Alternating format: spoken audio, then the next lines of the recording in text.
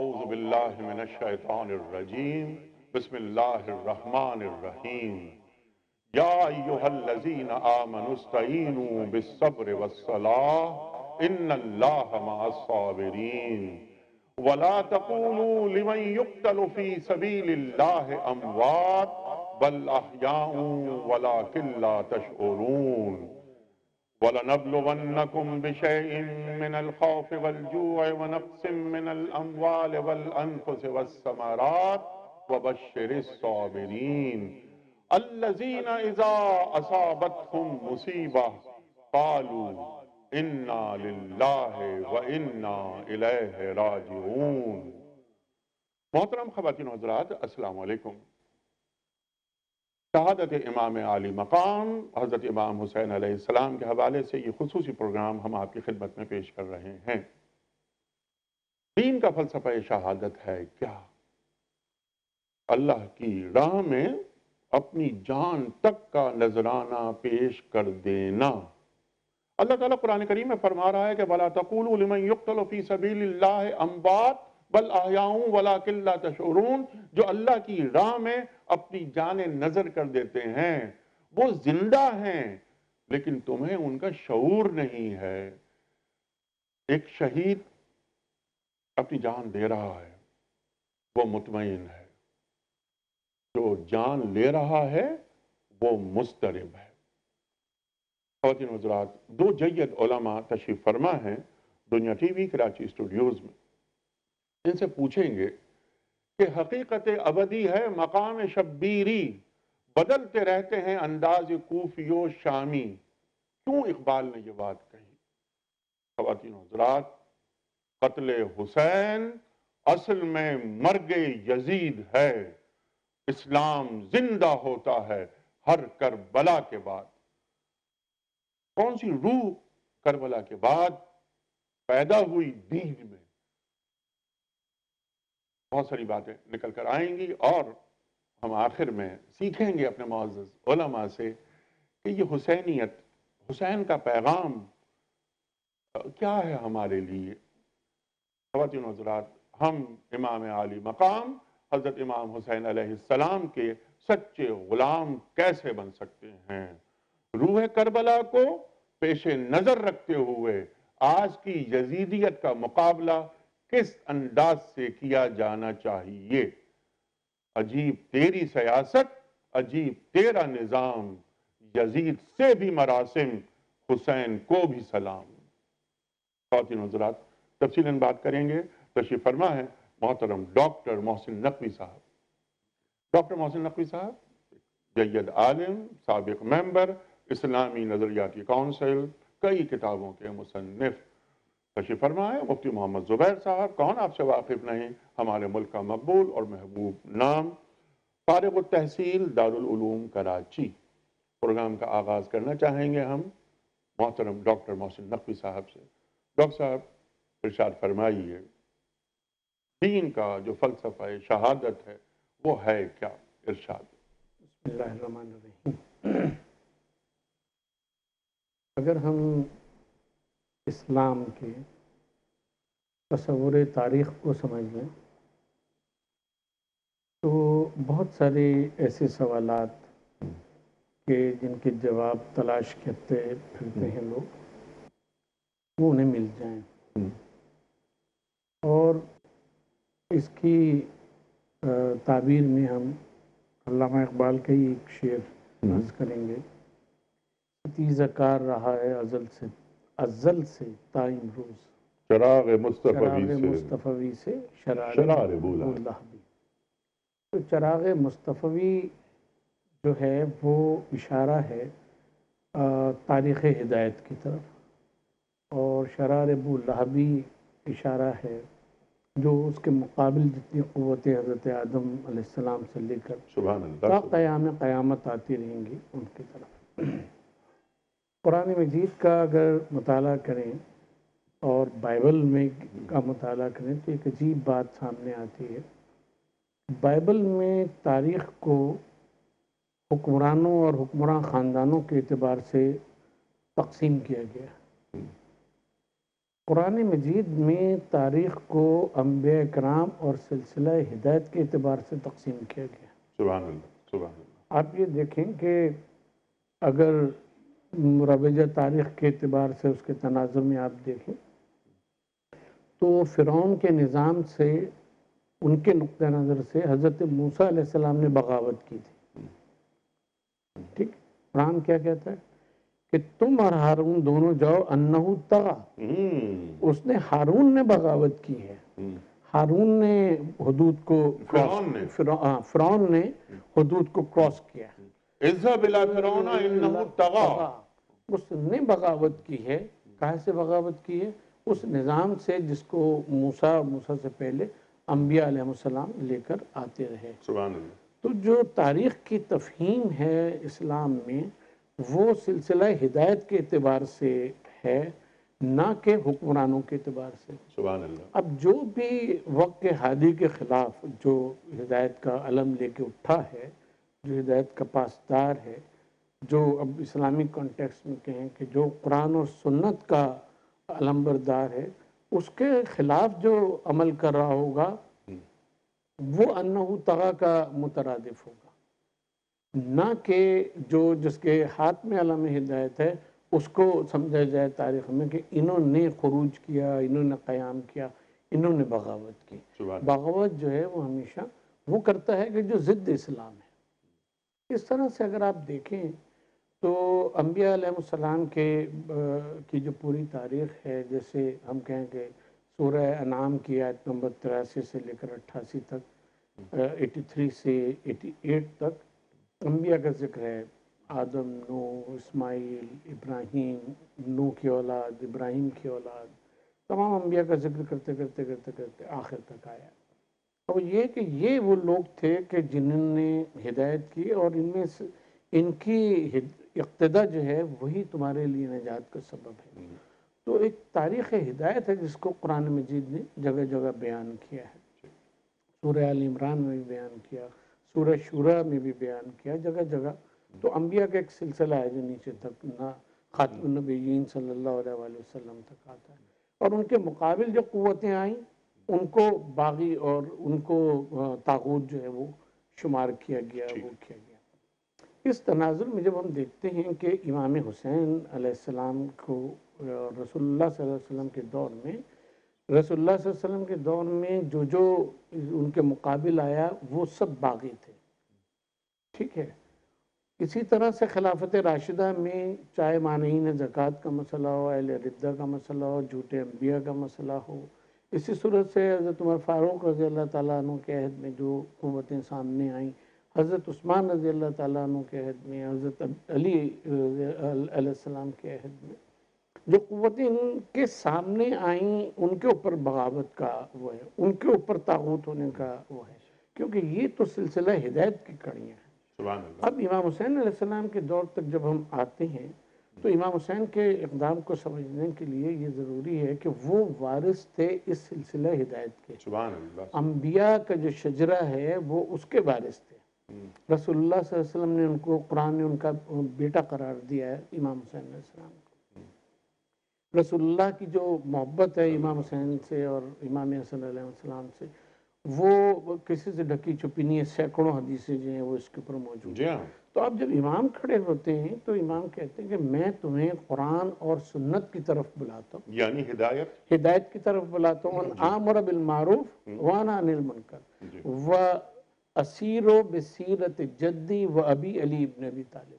اور امر بالمعروف کرنا، نہیں عن المنکر کرنا. اور میں چاہتا ہوں کہ میں اپنے جد نبی پاک صلی اللہ علیہ وآلہ وسلم اور اپنے والد ماجد علی مرتضیٰ کی سیرت پہ چلوں.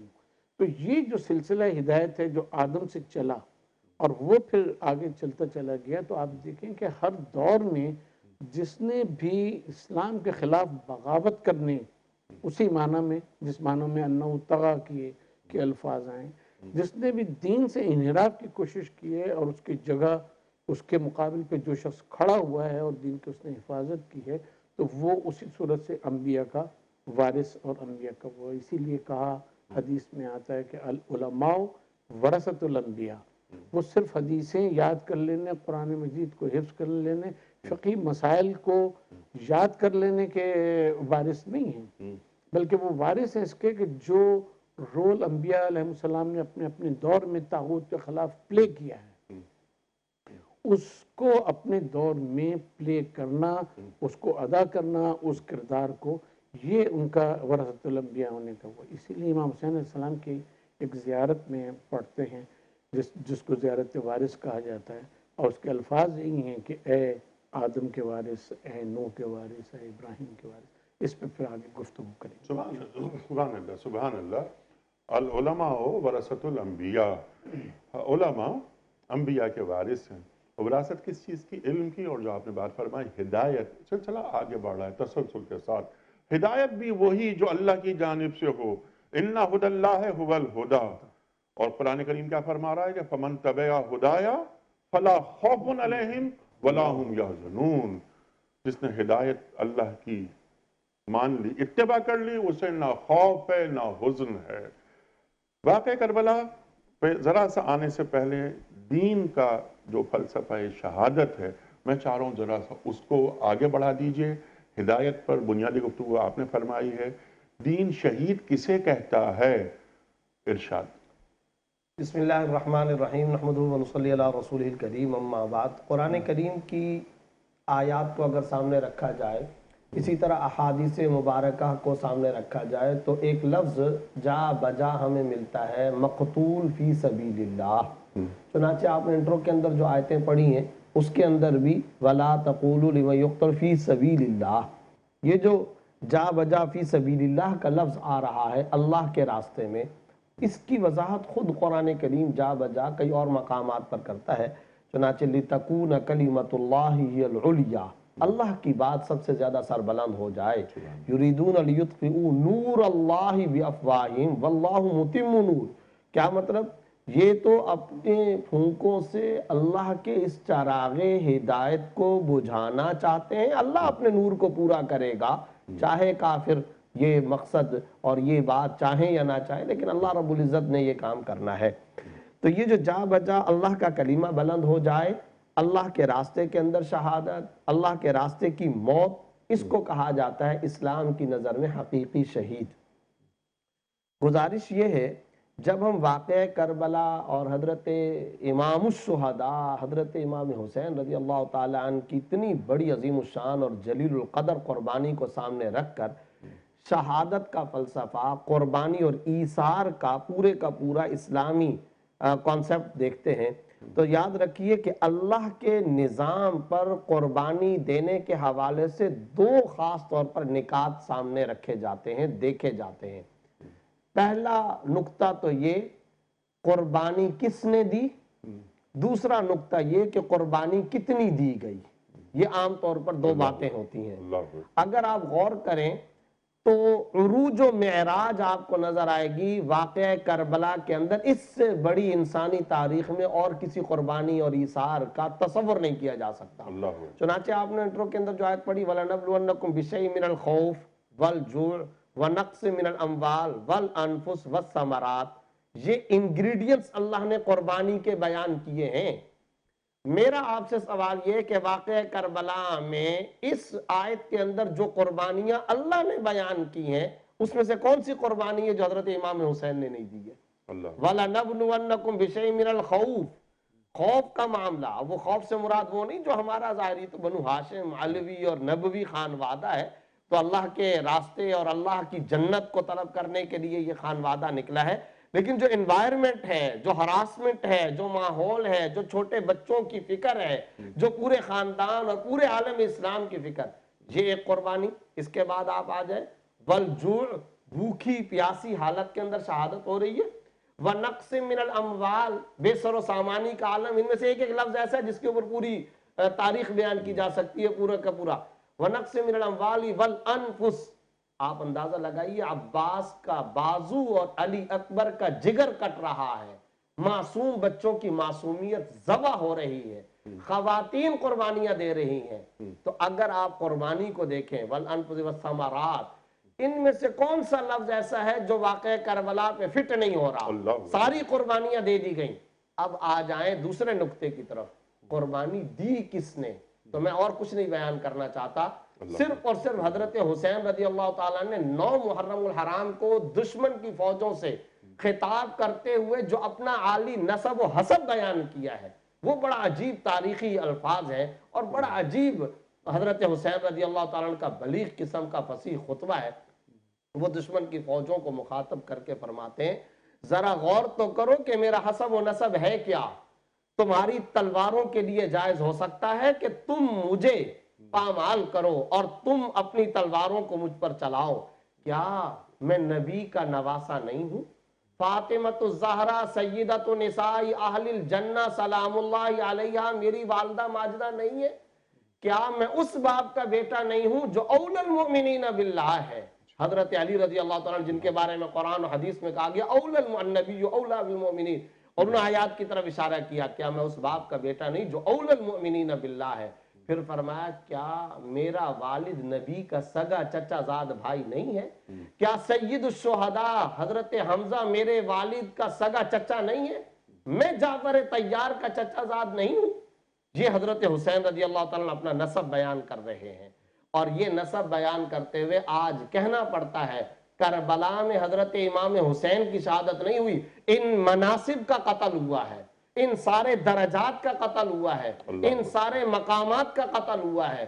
تو 2 نقطے تھے، قربانی کتنی دی گئی، کیونکہ ہم عام طور بیان کرتے ہیں فلانا بڑا مظلوم تھا، فلانا بڑا مظلوم تھا، تو یہ یاد رکھیں کہ قربانی کتنی دی گئی اور پھر قربانی کس نے دی ہے، اور دینے والا سیدنا حضرت امام حسین رضی اللہ تعالیٰ بیضہ کے مقام پر جو خطبہ دیا تھا۔ آپ کو معلوم ہے کہ یہ پورے سفر کے دوران مختلف مقامات پر جو خطبے حضرت حسین رضی اللہ تعالیٰ نے دیے، ان میں سے ایک خطبہ تھا جو بیضہ کے مقام پر حضرت حسین نے دیا تھا، جس میں وہ بات فرمائی، وہ عالی مقصد کہ اتنی بڑی قربانی دی ہے تو دی کیوں ہے؟ جیسا کہ ڈاکٹر صاحب نے فرمایا دراصل یہ قربانی دی گئی ہے قرآن کے نظام کو قائم کرنے کے لیے، نانا صلی اللہ علیہ وسلم کا نظام اور سسٹم دنیا پر قائم ہو، اس مقصد کے لیے۔ چنانچہ وضاحت کی انہوں نے کہ اس وقت شخصی استبداد کا دور چل رہا ہے، خدا کی محرمات کو حلال کیا جا رہا ہے، شخصی ملوکیت کا زمانہ شروع ہو چکا ہے، اور اس وقت رحمان کی اطاعت کے بجائے شیطان کی پیروی شروع ہو چکی ہے۔ پھر آگے آخر کے اندر جو جملہ فرماتے ہیں وہ یہ، ان حالات میں روئے زمین پر سب سے زیادہ مستحق میں ہی ہوں جس کو غیرت کے اندر آنا چاہیے، سب سے زیادہ غیرت میں آنے کے لائق جو فرد ہے ان حالات میں وہ میں ہی ہوں، لہذا میں نکلا ہوں، میں اس نظام کے خلاف نکلا ہوں، میں جبر و استبداد کے خلاف نکلا ہوں، میں شخصی حکومت کو ختم کر کے اللہ کی اطاعت کے اندر بندوں کو لے کر کے آنے کے لیے نکلا ہوں۔ لنخرج العباد من عبادت العباد الى عبادت رب العباد، بندوں کو بندوں کی بندگی سے نکال کر بندوں کے رب کی بندگی کی طرف منتقل کرنے کے لیے اتنے بڑے نبوی مشن کے لیے میں آیا ہوں۔ تو وہ جو نقطے ہیں، کس نے دی قربانی، کتنی دی قربانی، تو ان سارے کے سارے پیراؤں کو سامنے رکھنا چاہیے۔ یہ وہ شخص ہے جس کو دنیا کے اندر قرب پیغمبری ملی، جس کو دنیا میں نبوی سواری ملی، جس سواری کو سواری نہیں شہ سواری کہنی چاہیے، یہ وہ شخص قربانی دے رہا ہے جس کو آخرت میں جنتی سرداری ملی، تو جن کے بارے میں سرکار دو عالم صلی اللہ علیہ وآلہ وسلم کا فرمان کہ حسین منی وَأَنَا مِنَ الْحُسَيْنِ، اللہ اکبر، حسین مجھ سے ہیں اور میں حسین سے۔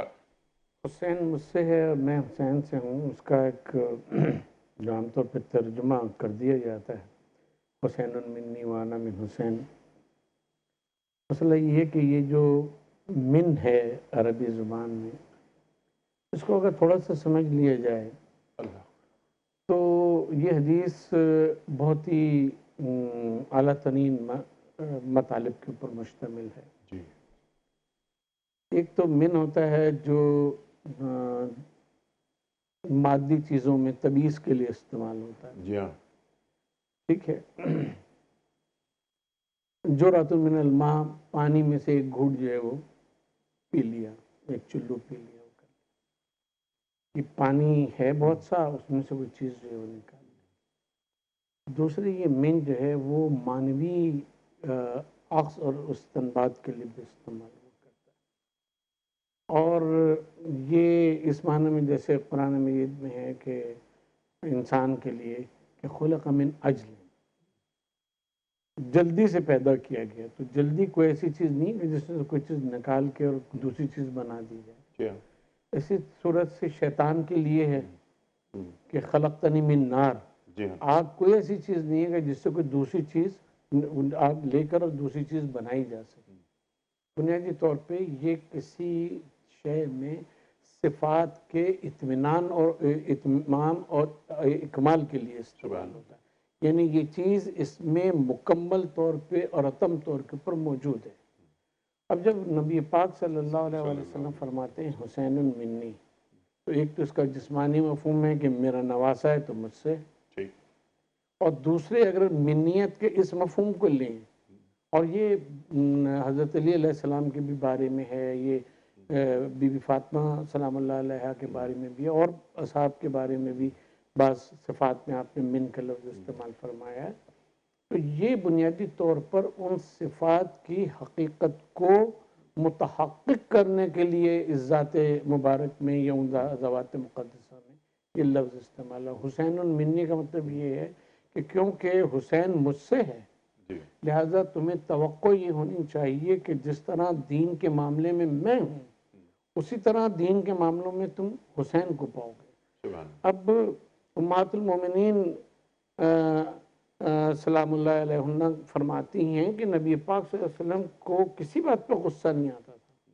آپ خوش ہوتے تھے تو دین کے معاملے میں اللہ کے لیے، اور غضبناک ہوتے تھے تو اللہ کے لیے غضبناک ہوتے تھے. تو اب جب تم حسین کو دیکھو گے کہ یہ کسی بات پہ غضبناک ہے، تو وہ اپنے ذاتی مفاد میں یا اس میں تم نہیں دیکھو گے. تم ہمیشہ یہ دیکھو گے کہ دین کے معاملے میں اس کا غصہ، دین کی تلوار نکالے گا، دین کے معاملے میں نکالے گا، اپنے ذاتی کسی غرض سے نہیں نکالے گا. اگر حکمرانوں سے لڑے گا تو دین کی خاطر لڑے گا، اپنے ذاتی اس کے لیے نہیں لڑے گا. حسین منی، کیوں کہ یہ میرا ٹکڑا ہے، مجھ سے ہے. وہ انا من حسین، اور اسی صورت سے حسین میں تم دیکھو گے تو میرا عکس جو ہے وہ نظر آئے گا. اور جب یہ آگے چل کے جب یہ ایک کوئی رول پلے کرے گا جو ہدایت کی جس کی طرف ہم نے وہ کیا، تو اس میں دیکھو گے کہ اس کا جو نقطہ نظر ہے اور اس کا جو قیام ہے وہ بالکل میری تعلیمات کے مطابق ہوگا.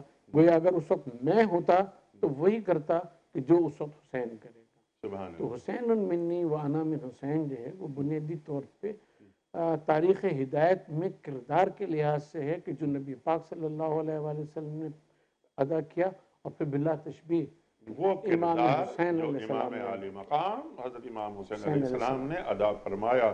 آغاز میں آپ نے فرمایا نا وہ سلسلہ ہدایت وہی آگے بڑھ رہا ہے. اس سلسلہ ہدایت کو سرکار دو عالم صلی اللہ علیہ وآلہ وسلم نے انسانیت کو دے دیا.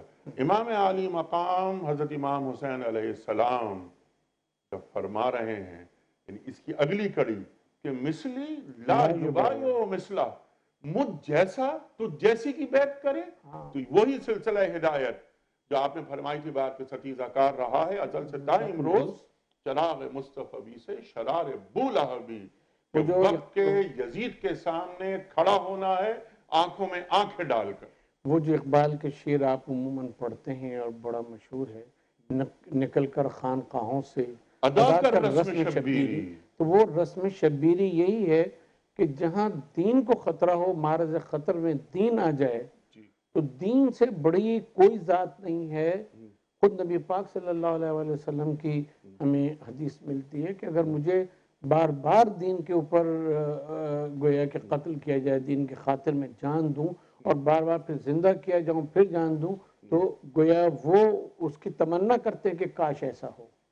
تو دین اتنی بلند اور اتنی بالا چیز ہے کہ اس کے لیے انبیاء نے قربانیاں پیش کی ہیں، تمنا کی ہے قربانی پیش کرنے کی. اور جو بھی ورثۃ الانبیاء ہوں گے اپنے دور کے، وہ امام حسین علیہ السلام نے بھی یہی کیا، اور بعد کے دور میں یہ چیز جو ہے وہ جاری رہنا چاہیے. یہاں ہم ایک چیز کی طرف اور آپ کو اشارہ کریں کہ جب سلسلہ ہدایت کی کوئی کڑی کے بارے میں جب وہ شہادت دیتی ہے، کرتی ہے، مقاومت کرتی ہے، تو وہاں سوال آتا ہے کہ وہ کامیاب رہا یا ناکام رہا.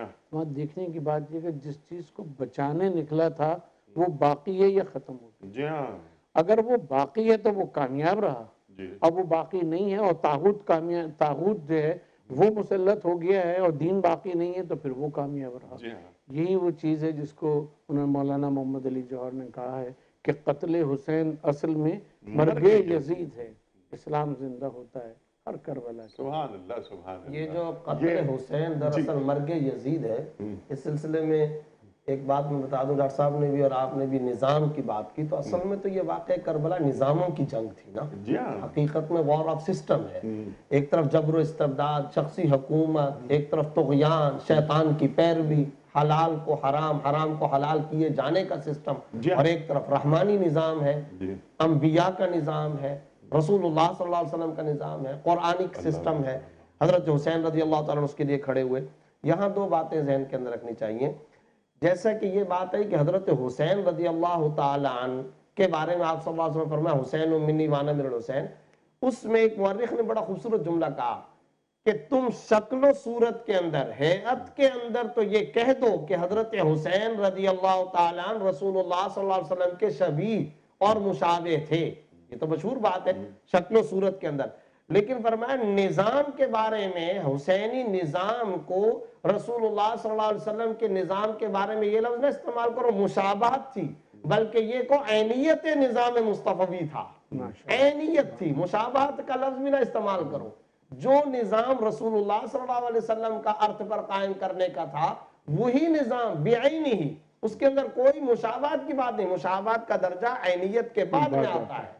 وہی پورے کا پورا کاز، وہی مشن، وہی پیغام لے کر کے کربلا کے میدان کے اندر سیدنا حضرت حسین رضی اللہ تعالیٰ عنہ ہے، اور رہ گئی کامیابی اور ناکامی، ایک جملہ، یزید تھا، حسین ہے، اللہ اکبر، اور حسین رہے گا، اور تا قیامت رہے گا۔ اور جبر و استبداد کے خلاف جب بھی قربانی اور جہاد کی تاریخ میں کوئی طبقہ اٹھے گا، مظلومیت کے لیے جب بھی کوئی آدمی اٹھے گا ظالم کے نظام کے خلاف، تو پھر سب سے بڑی اسپرٹ پاور اگر کوئی چیز ہوگی، کوئی آپ کو روحانی قوت بخشنے والا کوئی فلسفہ ہوگا، تو عین میدان جنگ اور بیٹل کے اندر صرف اور صرف حضرت حسین کا نام لے لو، پھر دیکھو کہ اسلامی افواج کے اندر کیا روح دوڑتی ہے۔ تو اب بتائیے کامیاب کون بات فرمائی آپ نے کہ یزید تھا، حسین ہے، اور قیامت تک یزید پر لعنت بھیجی جاتی رہے گی۔ تیسری بات جو آپ نے بات فرمائی، اور اس بات کو آپ نے آگے بڑھایا کہ بظاہر یزید فاتح ہو گیا، لیکن امام علی مقام حضرت امام حسین علیہ السلام نے یہ فتح و شکست کا جو تاریخی تصور ہے اس کو تبدیل کر دیا، بالکل۔ یہ کتنی بڑی کامیابی ہے۔ آپ نے بہت ساری باتیں فرمائی، ڈاکٹر صاحب نے بہت ساری باتیں فرمائی۔ میں اس سے پہلے کہ آپ کی خدمت میں یہ سوال رکھوں کہ آج ہم حسینیت سے کیا سیکھ سکتے ہیں؟ امام علی مقام امت محمدیہ صلی اللہ علیہ وآلہ وسلم کو کس کس انداز میں دیکھنا چاہتے ہیں؟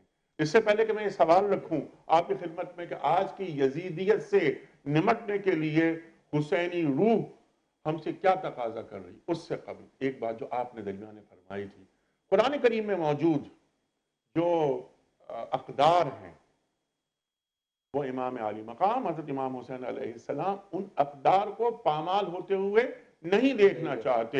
آپ نے جان پیش کر دی۔ اقبال فرما رہے ہیں نا کہ رمز قرآن از حسین آموختیم، میں نے قرآن کریم کے رموز امام علی مقام سے سیکھے۔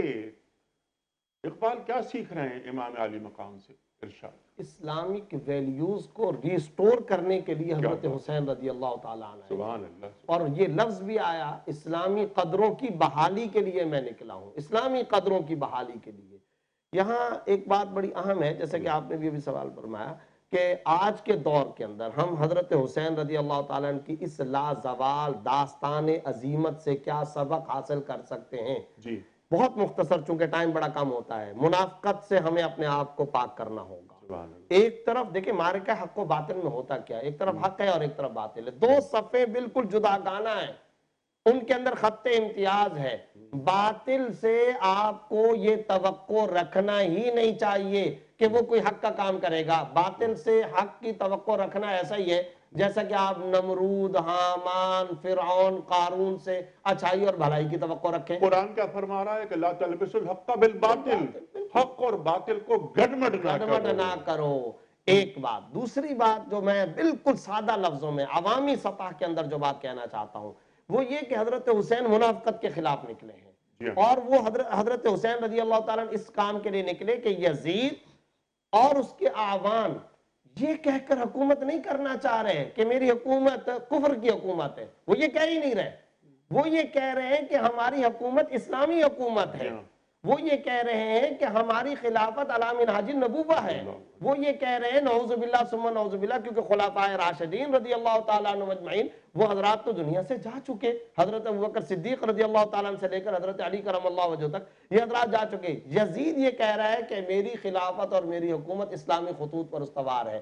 معاملہ بنیادی طور پر یہ ہے کہ یہاں شراب کو زمزم کہہ کر کے بیچنے کی کوشش کی جا رہی ہے. شراب کو شراب کہہ کر بیچو. دنیا میں بہت سارے لوگ شرابی ہیں، دنیا میں بہت سارے لوگ شراب بیچتے ہیں، بہت سارے لوگ ہیں.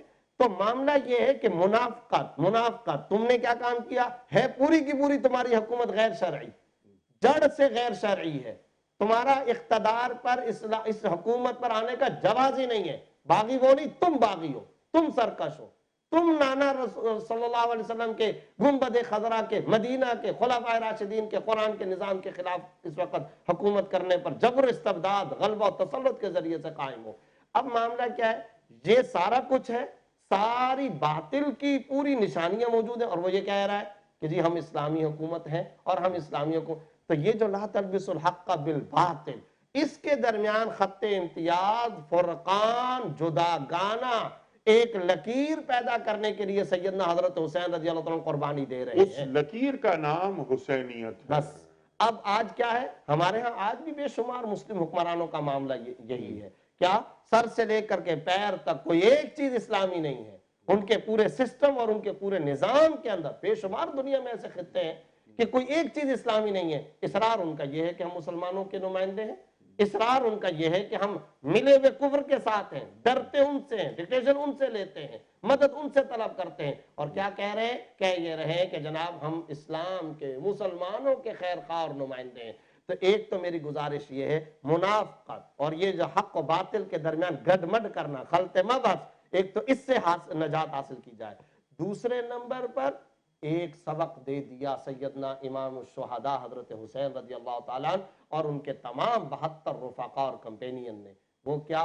عقیدہ، نظریہ.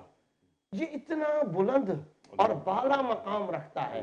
اس کے لیے اگر تمہیں اپنی جان قربان کرنی پڑے، اپنے آل اولاد کو قربان کرنا پڑے، تو آپ اپنے آپ کو قربان کر دیں. جیسے کہ ڈاکٹر صاحب نے ایک لفظ کہا تھا کہ اللہ کا حکم اور نظام اور اللہ رب العزت کا آرڈر وہ اتنی اہمیت رکھتا ہے کہ انبیاء بھی اپنا وجود قربان کر رہے ہیں. تو پتہ چلا ایک طرف ہے انبیاء کا وجود، ایک طرف ہے صحابہ کرام اہل بیت اطہار کا وجود، اور ایک طرف ہے اللہ کی وحدت، توحید خداوندی، نظام کی وحدت اور اللہ رب العزت کی وحی.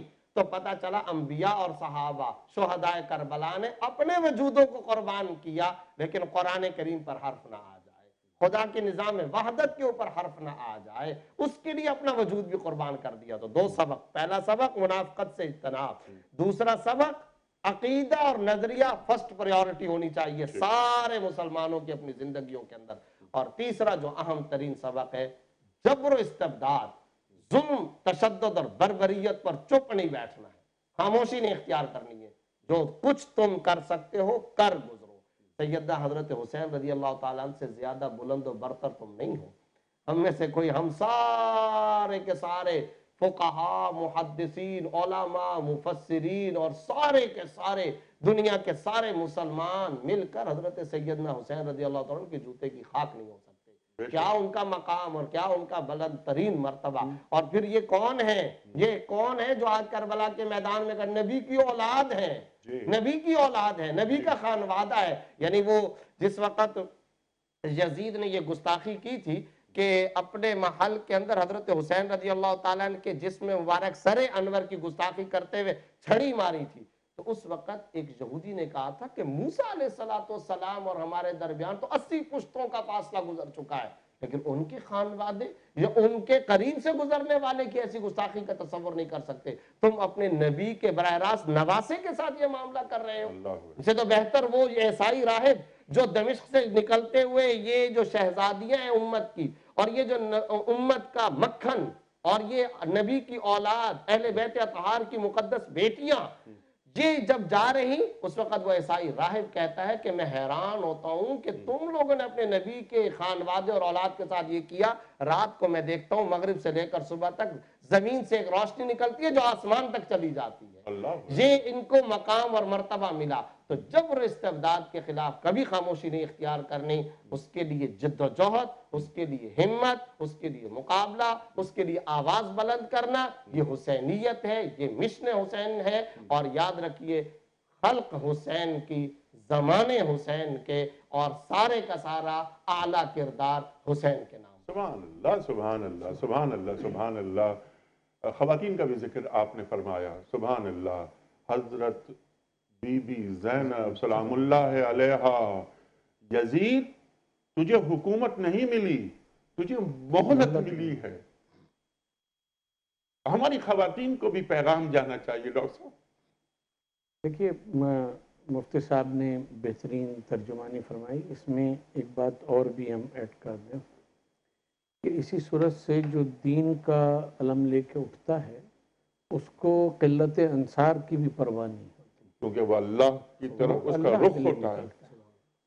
آیت ہے نا قرآن مجید کی کہ یہ لوگ ڈراتے ہیں کہ دیکھو وہ اتنی تعداد میں ہیں تم کم ہو، تو اس کی فکر نہیں کرو. کہو ایک لوگ کہتے ہیں حسبنا اللہ و نعم الوکیل، اللہ ہمارے لیے کافی ہے. وہ ہے امام حسین علیہ السلام کے ساتھ 72 نفوس تھے، قربانی دی، سب کیا.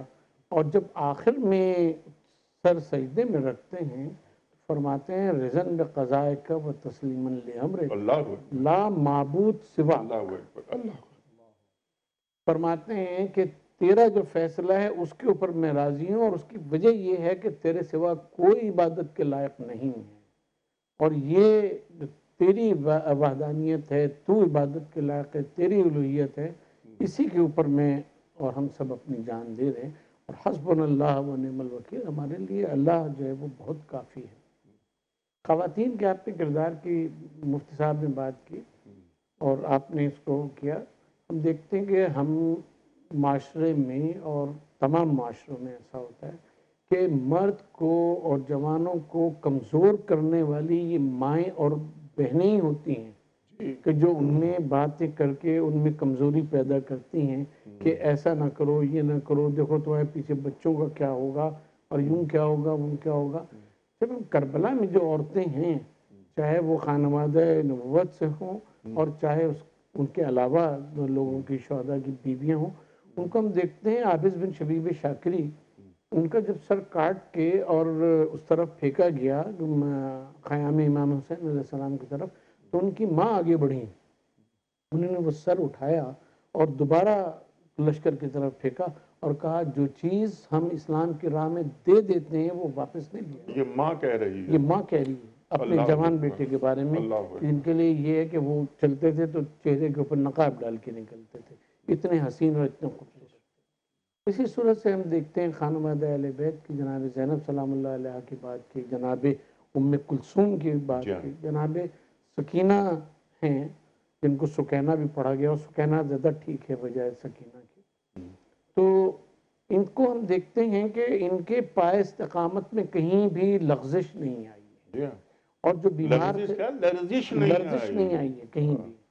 اور آپ دیکھیں یہاں پہ ایک بات ہم بہت ہی اہم کہتے ہیں کہ یزید کے دربار میں جب بیٹھے یہ لوگ سب، تو اس وقت یزید اپنے خطیب سے کہتا ہے کہ ذرا ممبر پہ جاؤ اور کچھ بیان کرو. اب پہلے سے سکھایا ہوتا کیا بیان کرنا ہے اہل بیت کے خلاف.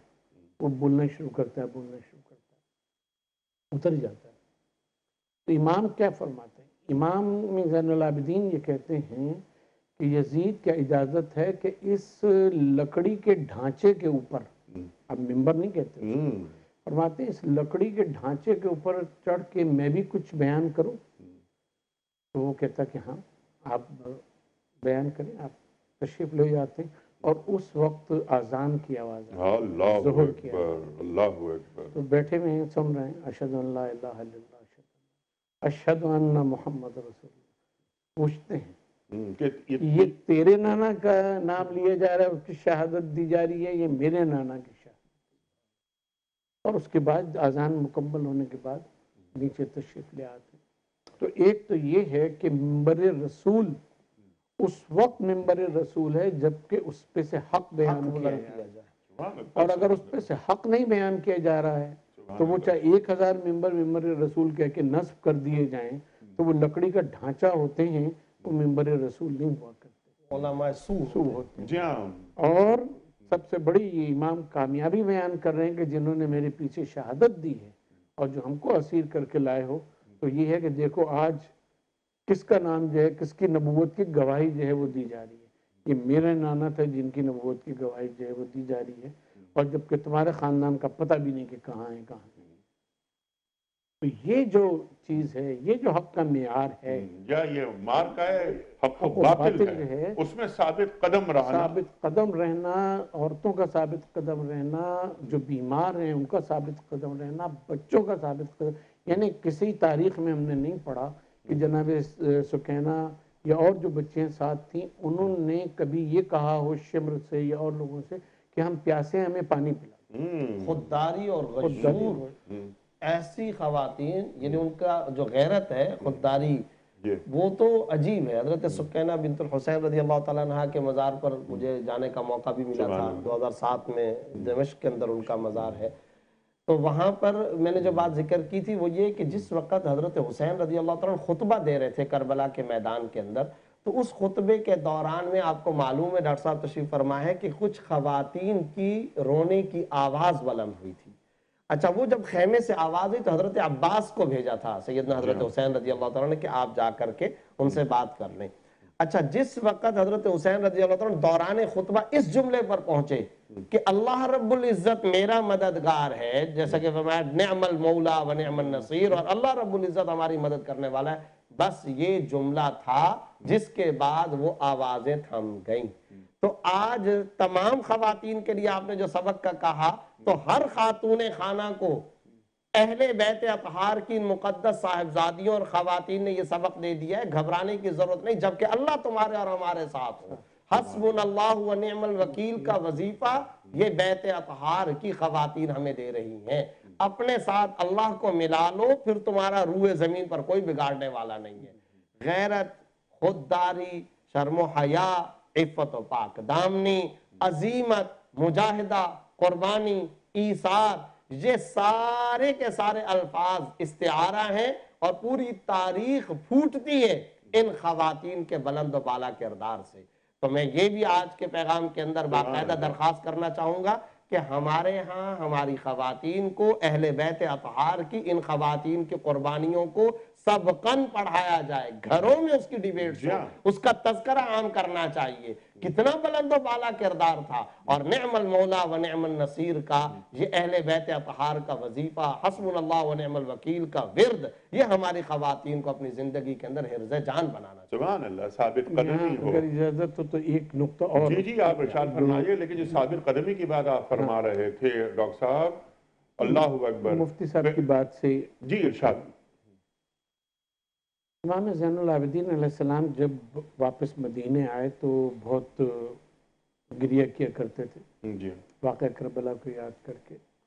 تو کسی نے پوچھا ہے کہ آپ تو کہا کرتے تھے، فرماتے تھے کہ القتل لنا عادت و شہادتنا کرامت، کہ قتل ہونا راہ خدا میں تو ہماری عادت ہے اور شہادت ہمارے لیے باعث کرامت ہے، روتے کیوں ہیں؟ تو آپ نے فرمایا کہ یہ تو ٹھیک ہے، لیکن جو ہماری خواتین کا پردہ چھینا گیا، اللہ اکبر، اللہ اکبر، ان کی چادریں چھینی گئیں، کیا وہ بھی شاعر میں داخل ہے؟ وہ میں جو روتا ہوں وہ اس بات پہ روتا ہوں کہ ان کا پردہ جو ہے وہ چھینا گیا، ان کی چادریں جو ہیں وہ چھینی گئیں۔ تو آج یہ درس ملتا ہے کہ جو ہماری خواتین ترقی کے نام کے اوپر، ماڈرنائزیشن کے نام کے اوپر، اس کے نام پہ اس پہ مجالس میں جا رہی ہیں، محفل میلاد میں جا رہی ہیں اور چادروں سے اور پردے سے آ رہی ہیں، تو ان کو اہل بیت کی خواتین نے یہ درس دیا ہے کہ تم کسی بھی حالت میں ہو تمہارا پردہ جو ہے وہ پردہ اختیاری ہونا چاہیے، تا وقت کہ کوئی جبرن چھین لے تو اس سے بڑا ظلم پھر کوئی نہیں ہے کہ تم سے جبرن پردہ جو ہے وہ چھینا جائے۔ اور تربیت اولاد کے حوالے سے، تربیت اولاد کے حوالے سے یہی ہے کہ پھر تربیت بھی یہی ہے نا کہ امام جناب زینب سلام اللہ علیہ کا یہ قول ہے کہ آپ فرماتی ہیں کہ میں ایک مرتبہ نبی پاک صلی اللہ علیہ وسلم کی نانا کے زانوں پہ بیٹھے ہوئی تھی، میری عمر 3-4 سال تھی، تو میرے بازو سے ردا جو تھی وہ تھوڑی سی کھسک گئی، تو نانا نے پہلے وہاں کا بوسہ لیا اور اس کے بعد ردا کو ٹھیک کیا اور کہا فاطمہ سے کہ بیٹی بچوں کی ردا کا خیال کیا کرو۔ سبحان اللہ۔ تو یہ جو نانا ہے اور جو گھر والے ہیں انہوں نے اس قدر اہتمام کیا ہے بچیوں کے پردے کا اور بچوں کی عفت کا اور بچوں کا۔ اب آج انہی کے نام لیوا اس امت کے لوگ جو ہیں وہ اس روش پہ چل پڑیں تو پھر ہم کیسے حسین کا اور زینب کا ان سب کا نام لیں؟ سبحان اللہ سبحان اللہ، کیسے، بلکہ اگر اس کو یوں کہا جائے کہ ہم کس منہ سے ان بڑی شخصیات کا ذکر کریں۔ حسین عمل چاہتے ہیں، کردار چاہتے ہیں، حسینیت کو دیکھنا چاہتے ہیں، اللہ کی زمین پر اللہ کا نظام دیکھنا چاہتے ہیں۔ آپ نے اور آپ کے خانوادے نے، آپ کی شخصیت اور یہ خانوادہ، جیسے آپ نے فرمایا مفتی صاحب کہ ایسی اتنی بڑی قربانی، اور جو قرآن کریم جو قربانیوں کی بات کرتا ہے، کون سی قربانی امام عالی مقام اور آپ کے خانوادے نے اور آپ کے اصحاب نے پیش نہیں کر دی۔ وَلَنَبْلُوَنَّكُمْ بِشَيْءٍ مِّنَ الْخَوْفِ وَالْجُوعِ وَنَقْصٍ مِّنَ الْأَمْوَالِ وَالْأَنفُسِ وَالثَّمَرَاتِ۔ مفتی صاحب کنکلوڈ فرما لیجئے، سمپل سوال آپ کی خدمت میں۔ کربلا ایک قوت کا نام ہے، بے شک پوری امت محمدیہ کو کربلا سے اتنی بڑی شہادت جو زمین و آسمان نے کبھی نہیں دیکھی، ہم اپنی قوت کربلا کو کیسے بنا سکتے ہیں؟ ارشاد۔ حضرت سیدنا حسین رضی اللہ تعالیٰ نے جو خدا پرستی کی عظیمت کی جو لازوال داستان رقم کی ہے، اس لازوال اور اہم ترین داستان شجاعت کو، اس داستان مجاہدہ کو، اس داستان ایثار و قربانی کو ہم سامنے رکھیں۔ اور یاد رکھیے کہ میں تو بعض اوقات اس بات پہ بڑا حیران ہوتا ہوں کہ اتنا عجیب ایمرجنسی کا ماحول، اتنی زیادہ ہنگامی کنڈیشن اور صورتحال، لیکن ایک باریک باریک مروت کا بھی مظاہرہ سیدنا حضرت حسین رضی اللہ تعالیٰ نے اس موقع پر نہیں چھوڑ رہے۔ چنانچہ وہ کیا فرماتے ہیں؟ وہ یہ فرماتے ہیں اپنے تمام اصحاب سے کہ اگر تم لوگ اس قافلے سے جدا ہونا چاہو تو میں تم سب کو اختیار دیتا ہوں، تم سب چلے جاؤ، اور اگر تمہیں کوئی شرمندگی ہو رہی ہو تو میں چراغ گل کر دیتا ہوں، صبح سویرے رن پڑنا ہے وہ بھی گھمسان کا رن، راتوں رات چلا جائے جس کو جانا ہے، لیکن استقامت کوئی ایک بھی نہیں چھوڑ کر گیا امام کو۔ کربلا سے سبق تو ارشاد۔ قل لا الہ الا اللہ ثم استقم، یہ جو آپ صلی اللہ علیہ وسلم نے فرمایا تھا کہ ایک مرتبہ زبان سے کہہ دو لا الہ الا اللہ، پھر استقامت اختیار کرو، ڈٹ جاؤ، پہاڑ سے گر جانا قبول، سمندر میں غرق ہو جانا قبول، آگ میں جل جانا قبول، جان اور اپنی اولاد کو قربان کرنا قبول، لیکن نظریے سے پیچھے نہیں ہٹ سکتے۔ ایک صاحب نے مجھ سے سوال کیا حضرت حسین رضی اللہ تعالیٰ نے کمپرومائز کیوں نہیں کر لیا؟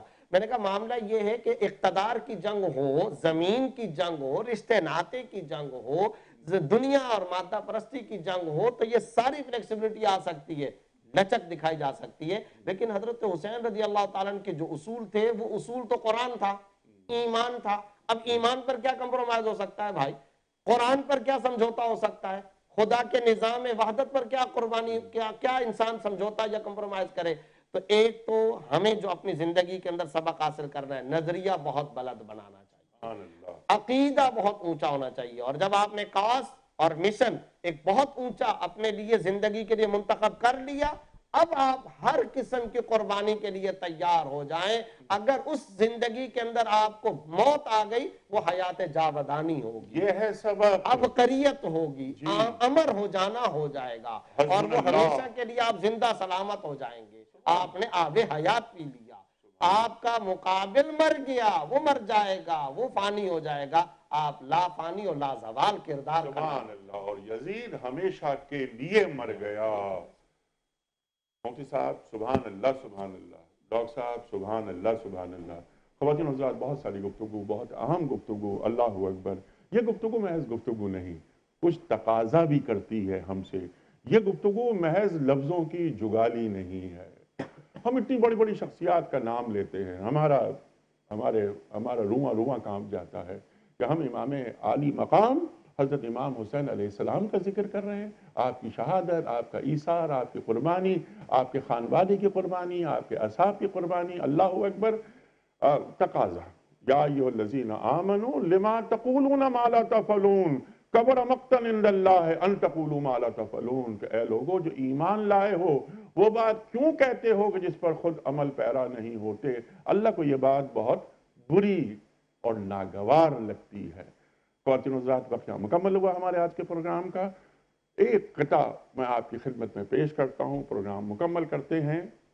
اور قطعہ ہے خواجہ معین الدین چشتی اجمیری رحمۃ اللہ علیہ کا کہ شاہ ہست حسین بادشاہ ہست حسین، دی ہست حسین دی پناہ ہست حسین، سردار ندار دست در دست یزید حقا کے بلا ہست حسین.